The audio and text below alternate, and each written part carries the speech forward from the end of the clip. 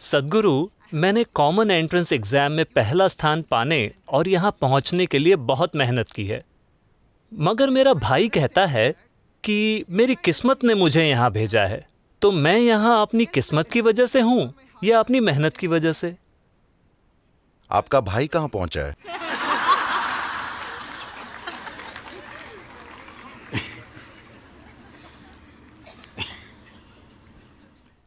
देखिए, आमतौर पर जिसे लोग किस्मत कहते हैं,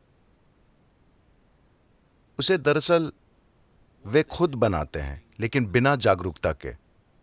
जब मैं कहता हूं बिना जागरूकता के, अभी आप यहां बैठे हैं, हर कोई यहां बैठा है। इस शरीर के अंदर भौतिक गतिविधि चल रही है, मानसिक प्रक्रिया भी है, भावनाएं भी चालू हैं और जीवन ऊर्जाएं तो सक्रिय हैं ही। वे हर पल हजारों सूचनाएं ग्रहण कर रहे हैं, चाहे आप जागरूक हों या ना हो। तो अगर मैं आपसे एक सवाल पूछूं कि सुबह जागने के बाद से अब तक गतिविधि के इन 4 आयामों में से आपने कितनी चीजें जागरूकता के साथ की हैं, आपके ख्याल से कितने प्रतिशत होगा? कुछ चीजें। कितने प्रतिशत होगा? 25%। आप बहुत ही दरिया दिल इंसान हैं। ये 1% से भी कम है। अगर आप वहां से वहां तक चलें, यहां 20-25 तरह की महकें होंगी जिसके प्रति आप जागरूक नहीं हैं, मगर शरीर उसे पहचानता और दर्ज करता है। सैकड़ों अलग अलग तरह की आवाजें हैं जिन्हें शरीर दर्ज करता है, जिनके प्रति आप जागरूक नहीं हैं। इस तरह पूरे दिन और रात में भी ये होता रहता है, चाहे आप जाग रहे हों या सो रहे हों। When you are only conscious of less than 1% of your activity, definitely life will look like an accident. जब आप अपनी गतिविधि के 1% से भी कम हिस्से के प्रति जागरूक हैं, तो जीवन एक संयोग की तरह ही लगेगा। जब 99% चीजें आप अनजाने में करते हैं, बिना जागरूकता के, तो निश्चित रूप से जीवन संयोग की तरह ही लगेगा। अगर ये संयोग, मान लीजिए कि कोई सड़क पर गिरा और उसके सिर पर चोट लग गई, उसके बाद अचानक उनका गणित अपने आप बहुत ही शानदार हो गया, मगर यह सिर्फ एक घटना थी। हजारों दूसरे लोग, उनका सर फूटने के बाद वे कभी ठीक नहीं हो पाए, या मर गए, या जो बच गए वे काफी बुरी हालत में जिए। तो संयोग से भाग्यशाली होना जीने का तरीका नहीं है। जब भी कोई सुखद संयोग होता है तो हम इसे किस्मत कह देते हैं। कुछ लोग ये भी कहते हैं कि भगवान मेरी मदद कर रहा है। आपने उनके साथ कब पार्टनरशिप कर ली, मुझे नहीं पता। तो मैं आपको एक कहानी सुनाऊं, चलेगा?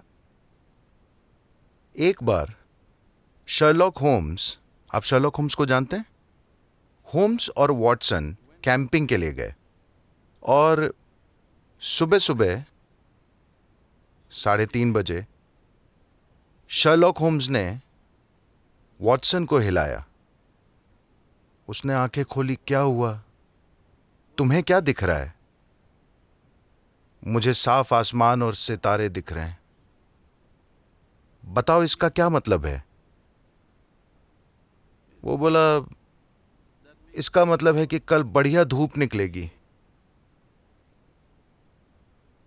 तुम्हारे लिए इसका क्या मतलब है?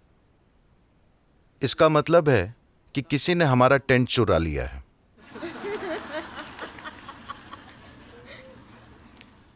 तो हम नहीं जानते कि क्या गायब हो गया है और कोई चीज संयोग से यहां वहां गिर सकती है, मगर जीवन इस तरह काम नहीं करता। अगर कोई इंसान अपनी किस्मत खुद बनाने का जिम्मा अपने ऊपर नहीं लेता, तो उन्हें अब भी विकास से जुड़ी समस्या है। वे अब भी पूरी तरह विकसित नहीं हुए हैं, क्योंकि इंसान होने का अर्थ है कि हम अपना जीवन जागरूकता के साथ चला सकते हैं। इंसान होने का अर्थ यह है कि हम अपना जीवन जैसे चाहें बना सकते हैं।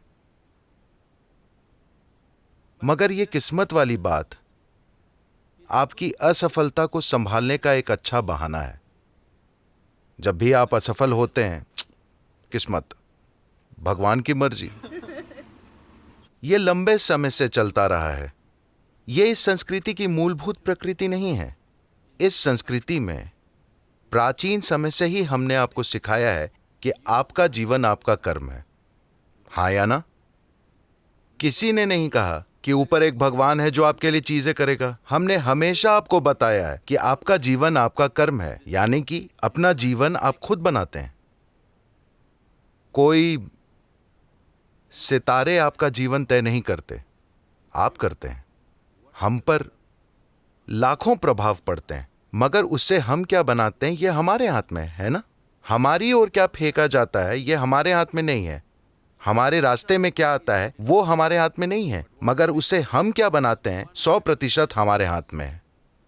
मैं आपको बताना चाहता हूं, जब मैं पहली बार कोयम्बतूर गया और हमने योग केंद्र की स्थापना शुरू की, ये देश कुछ ऐसा है, बड़ी विचित्र बात है। आज सभी तालियां बजा रहे हैं, मगर उस समय बस अफवाहें ही अफवाहें। अरे ये लोग ड्रग्स लेते हैं, ये कुछ और करते हैं, ये जंगल को बर्बाद कर रहे हैं, ये बाघ मार रहे हैं, हाथी मार रहे हैं, हर तरह की अफवाहें। मीडिया भी इस तरह की चीजें लिख रहा था। फिर शहर के 100 महत्वपूर्ण लोग मिलते हैं और कहते हैं ये योग बीमारी की तरह फैल रहा है। उनके यही शब्द थे, हमें कुछ करना होगा। कोई गुस्सैल आदमी कहता है ट्रक भर के लोगों को ले चलते हैं और सब तोड़ डालते हैं, क्योंकि उस समय पूरा योग केंद्र बस फूस की छत के नीचे चलता था। तो उन्होंने तय किया कि वे वहां आकर सारी चीजें तोड़ डालेंगे। आज ये देश के सबसे प्रमुख स्थानों में से एक है, ठीक है। तो जब उन्होंने ऐसा कहा, एक बुजुर्ग व्यक्ति जो अब नहीं रहे, एक सयाने व्यक्ति, उन्होंने कहा तुम लोग नहीं जानते कि तुम किससे भिड़ रहे हो। मैं इस आदमी को जानता हूं। अगर तुम इस पर पत्थर फेंकोगे तो ये उन पत्थरों से भी कुछ बना लेगा। इस आदमी पर पत्थर मत फेंको। तो आपकी ओर क्या आता है ये आप तय नहीं कर सकते, मगर आप उससे क्या बनाते हैं ये आपके हाथ में है ना। इसी में आपका सामर्थ्य है। यही आपको दिखाना है कि आप कौन हैं, क्योंकि आप ये तय नहीं कर सकते कि आपकी ओर क्या आएगा, मगर निश्चित तौर पर आप ये तय कर सकते हैं कि आप उससे क्या बनाएंगे।